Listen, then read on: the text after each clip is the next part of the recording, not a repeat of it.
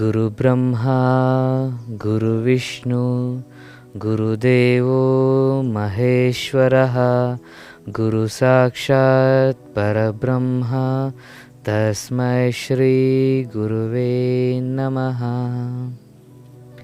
ಶುಭೋದಯ. ಪ್ರಜಾ ಟಿವಿಯ ಎಲ್ಲ ವೀಕ್ಷಕರಿಗೂ ಯೋಗ ವಿಸ್ಮಯ ಕಾರ್ಯಕ್ರಮಕ್ಕೆ ಆತ್ಮೀಯ ಸ್ವಾಗತ. ನಾನು ನಿಮ್ಮ ಅನಂತ್, ಯೋಗ ಮಾಸ್ಟರ್. ಪ್ರಾಣಾಯಾಮಗಳ ಬಗ್ಗೆ ಮಾತಾಡ್ತಾ ಇದ್ದು ಸ್ವಲ್ಪ ತಿಳ್ಕೊಂಡಿದ್ದೀರಾ. ಇವತ್ತಿನ ಪ್ರಾಣಾಯಾಮದ ವಿಷಯ ಭ್ರಾಮರಿ ಪ್ರಾಣಾಯಾಮ. ಈ ಭ್ರಾಮರಿ ಪ್ರಾಣಾಯಾಮದ ಬಗ್ಗೆ ಇವತ್ತು ನಾನು ನಿಮಗೆ ತಿಳಿಸ್ಕೊಡ್ತೇನೆ. ಭ್ರಾಮರಿ ಪ್ರಾಣಾಯಾಮ ಹೇಗೆ ಮಾಡಬೇಕು, ಭ್ರಾಮರಿ ಪ್ರಾಣಾಯಾಮ ಮಾಡಬೇಕಾದ್ರೆ ನಾವು ಏನೆಲ್ಲ ಪೂರ್ವಭಾವಿ ಸಿದ್ಧತೆ ಮಾಡ್ಕೋಬೇಕು, ಭ್ರಾಮರಿ ಪ್ರಾಣಾಯಾಮವನ್ನು ಮಾಡ್ತಾ ಇದ್ದಾಗ ನಮಗೆ ಏನೆಲ್ಲ ಅನುಭವಗಳಾಗ್ತವೆ, ಅದರ ಲಾಭಗಳೇನು, ಈ ಎಲ್ಲ ವಿಚಾರಗಳನ್ನು ಇವತ್ತು ನಾನು ನಿಮಗೆ ತಿಳಿಸ್ಕೊಡ್ತೇನೆ. ಇವತ್ತಿನ ವಿಷಯ ಭ್ರಾಮರಿ ಪ್ರಾಣಾಯಾಮ. ಈ ಪ್ರಾಣಾಯಾಮದ ಹೆಸರೇ ತಿಳಿಸುತ್ತೆ, ಭ್ರಮರ ಅಂತ. ಭ್ರಮರ ಅಂದರೆ ಏನು? ದುಂಬಿ. ದುಂಬಿಯ ರೀತಿ ಶಬ್ದ ಮಾಡ್ತಾ ಗಾಳಿಯನ್ನು ಹೊರಹಾಕೋದೆ ಭ್ರಾಮರಿ ಪ್ರಾಣಾಯಾಮ.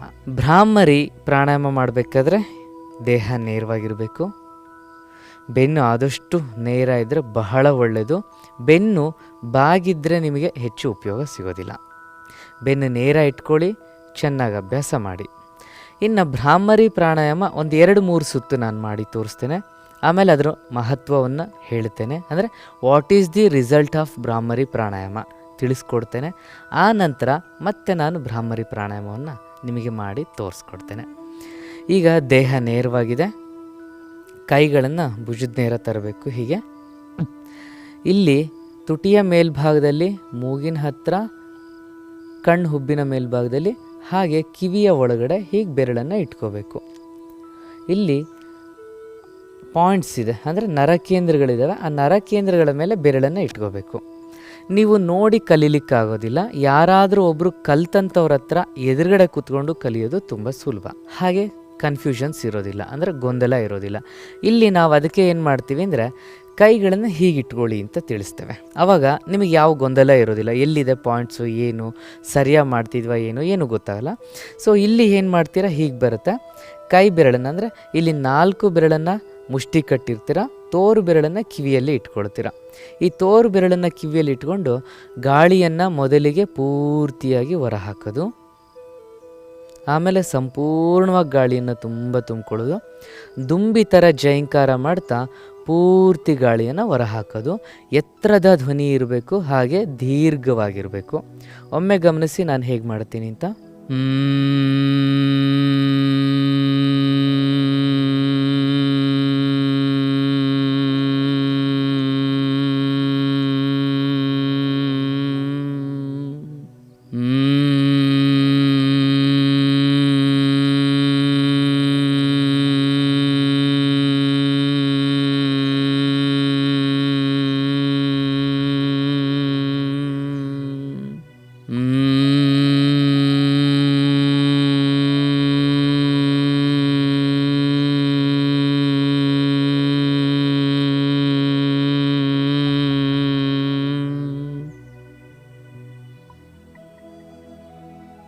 ಹೀಗೆ ನಾವು ಭ್ರಾಮರಿ ಪ್ರಾಣಾಯಾಮ ಮಾಡಬೇಕು.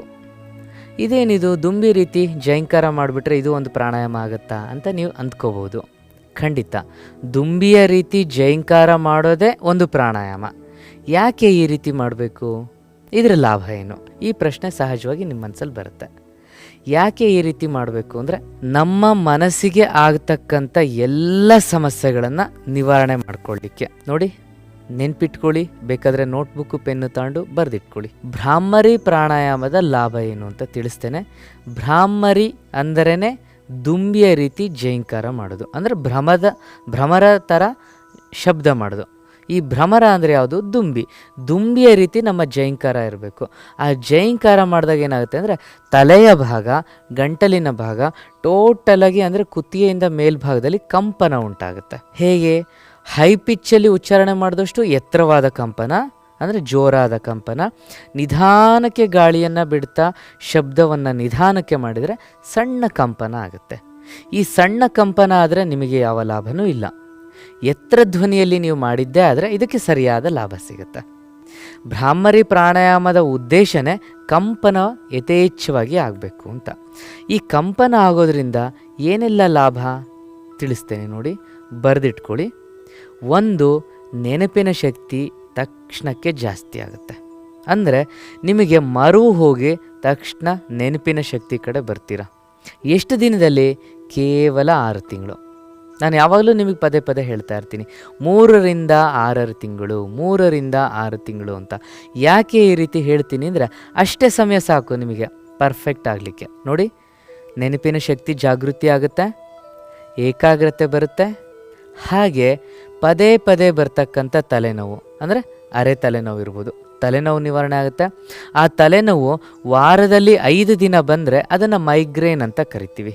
ಈ ಮೈಗ್ರೇನ್ ಕೂಡ ಹೇಳದೆ ಕೇಳದೆ 45 ದಿನಕ್ಕೆ ನಿವಾರಣೆ ಆಗುತ್ತೆ. ಯಾರೂ ನಾನು ಹೇಳೋದನ್ನು ನಂಬೋದು ಬೇಡ. ಸರಿಯಾದ ವಿಧಾನದಲ್ಲಿ ಕೂತ್ಕೊಂಡು ಪರ್ಫೆಕ್ಟಾಗಿ ಮಾಡಿ. ನಿಮ್ಮ ಮೈಗ್ರೇನ್ ಇದ್ದರೆ ನನ್ನನ್ನು ಕೇಳಿ, ನಾನು ತಿಳಿಸ್ತೇನೆ. ನೆಕ್ಸ್ಟ್, ಈ ನಿದ್ರಾಹೀನತೆ ಅಂತ ಹೇಳಿದೆ. ರಾತ್ರಿ ಸಾಮಾನ್ಯವಾಗಿ ನಮ್ಮ ನಗರ ಪ್ರದೇಶದಲ್ಲಿ ನೀವು ನೋಡ್ಬೋದು, ನಿದ್ರೆಯ ಮಾತ್ರೆಯನ್ನು ತಿಂದಿಲ್ಲ ಅಂದರೆ ನಿದ್ರೆನೇ ಬರೋದಿಲ್ಲ. ನನ್ನ ಹತ್ರ ಬರ್ತಾರೆ, ಗುರೂಜಿ ನಮಗೆ ಸರಿಯಾಗಿ ನಿದ್ರೆನೇ ಆಗೋದಿಲ್ಲ ಗುರೂಜಿ, ನಾವೇನು ಮಾಡೋದು?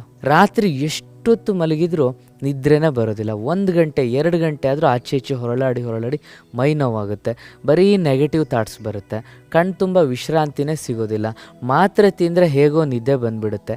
ಈ ರೀತಿ ನಾನಾ ಥರದ ಸಮಸ್ಯೆಯನ್ನು ನಿದ್ರೆಗೆ ಸಂಬಂಧಪಟ್ಟಂಗೆ ತಿಳಿಸ್ತಾರೆ ನನ್ನ ಹತ್ರ ಬಂದು. ಪಾಪ ಹೇಳ್ಕೊಳ್ತಾರೆ.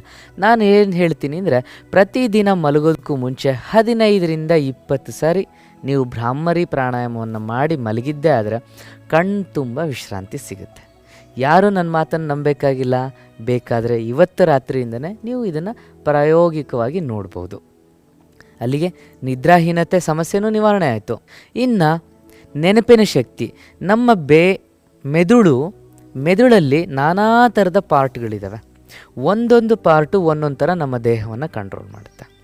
ಈ ಮೆದುಳಿನ ಎಲ್ಲ ಭಾಗಕ್ಕೆ ರಕ್ತ ಸಂಚಾರ ಆಗಬೇಕು. ರಕ್ತ ಸಂಚಾರ ಆಗಿಲ್ಲ ಅಂದಾಗ ಏನಾಗುತ್ತೆ ಅಂದರೆ, ಆ ಭಾಗಕ್ಕೆ ಪ್ರಾಣಶಕ್ತಿಯ ಕೊರತೆ ಆಗುತ್ತೆ.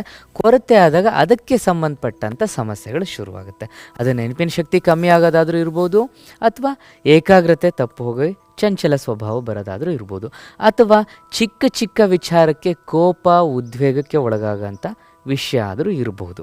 ಇದೆಲ್ಲ ಮಾನಸಿಕ ಸ್ಥಿತಿಯ ಒಂದು ರೀತಿ. ಇದನ್ನು ದುರ್ಬಲ ಮನಸ್ಥಿತಿ ಅಂತ ನಾವು ಯೋಗದಲ್ಲಿ ಕರಿತೀವಿ. ಅಂದರೆ ವೀಕ್ ಮೈಂಡ್. ಯಾಕೆ ಈ ವೀಕ್ ಮೈಂಡ್ ಅಂತೀವಿ ಅಂದರೆ, ಸಹಜ ಸ್ಥಿತಿಯಲ್ಲಿ ಇರೋದಿಲ್ಲ ನಮ್ಮ ಆಲೋಚನೆಗಳು. ನಮ್ಮ ಆಲೋಚನೆ ಸಹಜ ಸ್ಥಿತಿಯಲ್ಲಿರೋದು ಅಂದರೆ ಏನು? ಯಾರು ಏನೇ ಟೆಂಪ್ಟ್ ಮಾಡಿದರೂ ನಾವು ಸಮಾಧಾನವಾಗಿದ್ದರೆ ಅದು ಸಹಜ ಸ್ಥಿತಿ.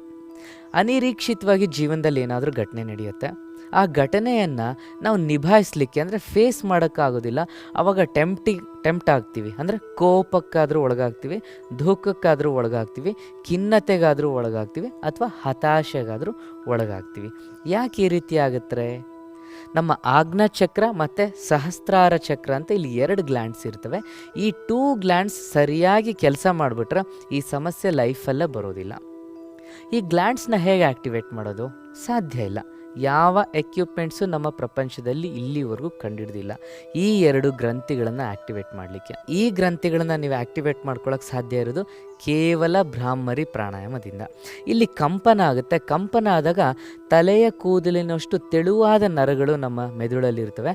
ಆ ನರಗಳಲ್ಲಿ ರಕ್ತ ಸಂಚಾರ ಸರಿಯಾಗುತ್ತೆ. ಯಾಕೆ? ಕಂಪನ ಆಗೋದ್ರಿಂದ ಆ ನರಗಳ ಒಳಭಾಗದಲ್ಲಿ ಏನಾದರೂ ಕಟ್ಕೊಂಡಿದ್ರೆ ಟಾಕ್ಸಿನ್ ಅಥವಾ ರಕ್ತ ತಿಕ್ಕಾದಾಗ ಆ ರಕ್ತ ಸಂಚಾರ ಸರಿಯಾಗೋದಿಲ್ಲ. ರಕ್ತನಾಳದಲ್ಲಿ ಅಲ್ಲಿ ಕಟ್ಕೊಂಡಿರುತ್ತೆ. ಕಟ್ಕೊಂಡಾಗ ಏನಾಗುತ್ತೆ ಅಂದರೆ ಸಂಚಾರ ಸರಿಯಾಗಲ್ಲ, ಬ್ಲಡ್ ಸರ್ಕ್ಯುಲೇಷನ್ ಸರಿಯಾಗಲ್ಲ. ಅವಾಗ ಏನತ್ತೆ, ಹಾರ್ಟ್ ಬೀಟ್ ಮಾಡಿದಾಗ ಆ ರಕ್ತನಾಳ ಹಿಗ್ಗುತ್ತೆ. ಹಿಗ್ದಾಗ ತಲೆನೋವು ಬರುತ್ತೆ. ಹಾಗೆ ರಕ್ತನಾಳದ ಒಳಭಾಗದಲ್ಲಿ ಗಲೀಜು ಕಟ್ಕೊಂಡಿರುತ್ತೆ. ಗಲೀಜು ಕಟ್ಕೊಂಡಾಗ ಏನಾಗುತ್ತೆ ಅಂದರೆ ಬ್ಲಾಕೇಜ್ ಆಗುತ್ತೆ. ಬ್ಲಾಕೇಜ್ ಆದಾಗ ನರಗಳು ಗಂಟಾಗ್ಬಿಡ್ತವೆ. ಆ ಗಂಟಾದಾಗ ಪದೇ ಪದೇ ತಲೆನೋವು ಬರುತ್ತೆ. ಅದನ್ನು ಮೈಗ್ರೇನ್ ಅಂತ ಕರಿತೀವಿ. ಚೆನ್ನಾಗಿ ನೆನ್ಪಿಟ್ಕೊಳ್ಳಿ, ಈ ಎಲ್ಲ ತಲೆಗೆ ಸಂಬಂಧಪಟ್ಟಂಥ ಸಮಸ್ಯೆ ಬರೋದೇ ಅಶುದ್ಧ ರಕ್ತ ನಮ್ಮದಾದಾಗ. ಶುದ್ಧ ರಕ್ತ ಆಗಿಬಿಟ್ರೆ ಈ ಸಮಸ್ಯೆನೇ ಇಲ್ವಲ್ಲ. ಹಾಗೆ ರಕ್ತವನ್ನು ಸರಿಯಾಗಿ ತಲೆ ಕಡೆ ಪಂಪ್ ಮಾಡ್ಕೊಳ್ಳೋಕೆ ಏನು ಬೇಕೋ ಆ ಅಭ್ಯಾಸ ಮಾಡಿಬಿಟ್ರೆ ಮುಗ್ದೇ ಹೋಯಿತು ಈ ಸಮಸ್ಯೆ. ಹಾಗಾಗಿ ಚೆನ್ನಾಗಿ ನೆನ್ಪಿಟ್ಕೊಳ್ಳಿ, ಭ್ರಾಮರಿ ಪ್ರಾಣಾಯಾಮ ಮಾಡಿದರೆ ನಿಮ್ಮ ಮೆದುಳಲ್ಲಿ ಇರ್ತಕ್ಕಂಥ ನರಗಳಲ್ಲಿ ಏನಾದರೂ ನ್ಯೂನತೆಗಳಿದ್ದರೆ ಅದು ಸಡಿಲಾಗಿ ಸರಿಯಾಗುತ್ತೆ. ಇನ್ನೂ ಚಿಕ್ಕದಾಗಿ ನಾನೊಂದು ಮಾತು ಹೇಳಬೇಕು ಅಂದರೆ, ಒಂದು ಪೈಪ್ ಇರುತ್ತೆ, ಒಂದು ವಾಟರ್ ಪೈಪ್, ರಬ್ಬರ್ ಪೈಪ್ ಇರುತ್ತೆ. ನಿಮ್ಮ ಗಿಡಗಳಿಗೆ ನೀರು ಹಾಯಿಸ್ಲಿಕ್ಕೆ ಅಂತ ಇಟ್ಕೊಂಡಿರ್ತೀರ.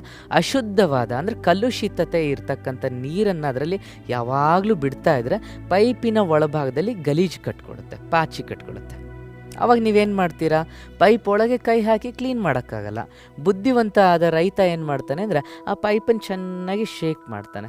ಶೇಕ್ ಮಾಡಿದಾಗ ಏನಾಗುತ್ತೆ, ಆ ಒಳಭಾಗದಲ್ಲಿ ಕಟ್ಕೊಂಡಂಥ ಗಲೀಜು ನೀರನ್ನು ಬಿಟ್ಟಾಗ ಸ್ವಚ್ಛವಾಗಿ ಪಾಸಾಗೋಗುತ್ತೆ. ಹಾಗೆ ನಮ್ಮ ನರಕೇಂದ್ರದ ಅಂದರೆ ನರಗಳ ಒಳಭಾಗದಲ್ಲಿ ಆ ಚಿಕ್ಕದಾಗಿ ಅಂಟ್ಕೊಂಡಿರೋ ಗಲೀಜು ಸ್ವಚ್ಛ ಆಗುತ್ತೆ. ಯಾಕೆ? ಕಂಪನ ಚೆನ್ನಾಗಾಗೋದ್ರಿಂದ. ಅಲ್ಲಿಗೆ ನರಕೇಂದ್ರಗಳು ಅಂದರೆ ನರ ಒಳಭಾಗ ಸ್ವಚ್ಛ ಆದಾಗ ಏನಾಗುತ್ತೆ ಅಂದರೆ ಬ್ಲಡ್ ಸರ್ಕ್ಯುಲೇಷನ್ ಸರಿ ಹೋಗುತ್ತೆ. ಆ ಹಿಗ್ಗುವಾಗ ಉಂಟಾಗ್ತಕ್ಕಂಥ ನೋವೇ ತಲೆನೋವು, ಅದು ಸರಿ ಹೋಗುತ್ತೆ. ಇನ್ನು ಪದೇ ಪದೇ ಬರ್ತಕ್ಕಂಥ ತಲೆನೋವು ಕೂಡ ತಂತಾನೆ ಸರಿ ಹೋಗುತ್ತೆ. ಹಾಗಾಗಿ ನೆನಪಿರಲಿ, ಮೈಗ್ರೇನ್ ಇದ್ದವರು ಚೆನ್ನಾಗಿ ಅಭ್ಯಾಸ ಮಾಡಿ. ಹಾಗೆ ನೆನಪಿನ ಶಕ್ತಿ ಬೇಕು ಅಂದರೆ ಭ್ರಾಮರಿ ಪ್ರಾಣಾಯಾಮವನ್ನು ಜಾಸ್ತಿ ಮಾಡಿ. ಹಾಗೆ ಏಕಾಗ್ರತೆ ಬೇಕು ಅಂದರೆ ಭ್ರಾಮರಿ ಪ್ರಾಣಾಯಾಮ ಜಾಸ್ತಿ ಮಾಡಿ. ದೃಷ್ಟಿದೋಷ ನಿವಾರಣೆ ಆಗಬೇಕು ಅಂದರೆ ಭ್ರಾಮರಿ ಪ್ರಾಣಾಯಾಮ ಚೆನ್ನಾಗಿ ಮಾಡಿ. ನಿಮ್ಮ ಥೈರಾಯ್ಡ್ ಸಮಸ್ಯೆ, ಸಾಮಾನ್ಯವಾಗಿ ಥೈರಾಯ್ಡ್ ಸಮಸ್ಯೆ ಹೆಣ್ಮಕ್ಳಲ್ಲಿ ಜಾಸ್ತಿ ಕಾಣಿಸ್ಕೊಳುತ್ತೆ. ಹಾಗಾಗಿ ನೀವು ಈ ಥೈರಾಯ್ಡ್ ಸಮಸ್ಯೆ ಇದ್ದವರು, ಯಾವುದೇ ಥರದ ಥೈರಾಯ್ಡ್ ಸಮಸ್ಯೆ ಇರಲಿ, ಭ್ರಾಮರಿ ಪ್ರಾಣಾಯಾಮವನ್ನು ಸರಿಯಾಗಿ ಮಾಡಿದ್ದೇ ಆದರೆ ಥೈರಾಯ್ಡ್ ಸಮಸ್ಯೆ ಕೂಡ ನಿವಾರಣೆ ಆಗುತ್ತೆ. ಇಷ್ಟೆಲ್ಲ ಲಾಭಗಳಿದೆ. ಇನ್ನು ನಮ್ಮ ಥೈರಾಯ್ಡ್ ಗ್ಲ್ಯಾಂಡ್ ಇದೆಯಲ್ಲ, ಇದ್ರ ಬಗ್ಗೆ ಒಂದು ಸಂಕ್ಷಿಪ್ತವಾಗಿ ಹೇಳಬೇಕು ಅಂದರೆ, ನಿಮ್ಮ ನೆಗೆಟಿವ್ ಥಾಟ್ಸ್ ಆ್ಯಂಡ್ ಪಾಸಿಟಿವ್ ಥಾಟ್ಸ್ನ ಕಂಟ್ರೋಲ್ ಮಾಡೋದೇ, ಬ್ಯಾಲೆನ್ಸ್ ಮಾಡೋದೇ ಥೈರಾಯ್ಡ್. ಹಾಗಾಗಿ ಚೆನ್ನಾಗಿ ಅಭ್ಯಾಸ ಮಾಡಿ, ಒಳ್ಳೆ ರೀತಿ ಲಾಭ ಸಿಗುತ್ತೆ. ಬನ್ನಿ, ಮತ್ತೊಮ್ಮೆ ಭ್ರಾಮರಿ ಪ್ರಾಣಾಯಾಮವನ್ನು ನಾನು ತೋರಿಸ್ಕೊಡ್ತೇನೆ. ಒಮ್ಮೆ ಗಮನಿಸಿ, ಆಮೇಲೆ ನಿಮಗೆ ಅರ್ಥ ಆಗುತ್ತೆ. ಗಾಳಿಯನ್ನು ಮೊದಲಿಗೆ ಪೂರ್ತಿ ಹೊರ ಹಾಕ್ತೀರಾ. ಸಂಪೂರ್ಣವಾಗಿ ಗಾಳಿ ತುಂಬಿಕೊಳ್ಳಿ.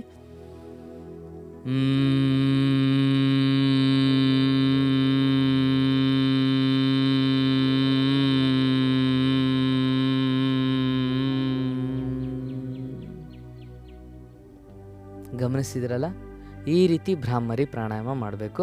ಈ ಭ್ರಾಮರಿ ಪ್ರಾಣಾಯಾಮದಲ್ಲಿ ಇನ್ನೂ ಕೆಲವು ಸ್ಟೆಪ್ಸ್ ಇದ್ದಾವೆ. ಅಂದರೆ ಯಾವ ರೀತಿ ಕೈ ಇಟ್ಕೋಬೇಕು, ಕೈ ಯಾವ ರೀತಿ ಪ್ರೆಸ್ ಮಾಡ್ಕೋಬೇಕು, ಅದನ್ನೆಲ್ಲ ನಾಳೆಯ ಸಂಚಿಕೆಯಲ್ಲಿ ನಾನು ನಿಮಗೆ ತಿಳಿಸ್ತೇನೆ. ಚೆನ್ನಾಗಿ ಭ್ರಾಮರಿ ಪ್ರಾಣಾಯಾಮ ಮಾಡಿ, ತುಂಬ ಒಳ್ಳೆಯದಾಗುತ್ತೆ. ಏನಾದರೂ ಅನುಮಾನಗಳಿದ್ದರೆ ಕೆಳಗಡೆ ಕಾಣಿಸ್ತಕ್ಕಂಥ ನಮ್ಮ ಕಾಂಟ್ಯಾಕ್ಟ್ ನಂಬರಿಗೆ ಫೋನ್ ಮಾಡಿ ಕಾಂಟ್ಯಾಕ್ಟ್ ಮಾಡಿ, ಖಂಡಿತ ಅದರ ವಿಚಾರವಾಗಿ ತಿಳಿಸ್ತೇವೆ. ನಿಮ್ಮ ಊರಿನಲ್ಲಿ ಏನಾದರೂ ಪ್ರೋಗ್ರಾಮ್ ಆರ್ಗನೈಸ್ ಮಾಡೋದಾದರೆ ಖಂಡಿತ ನಾವು ಬರ್ತೇವೆ.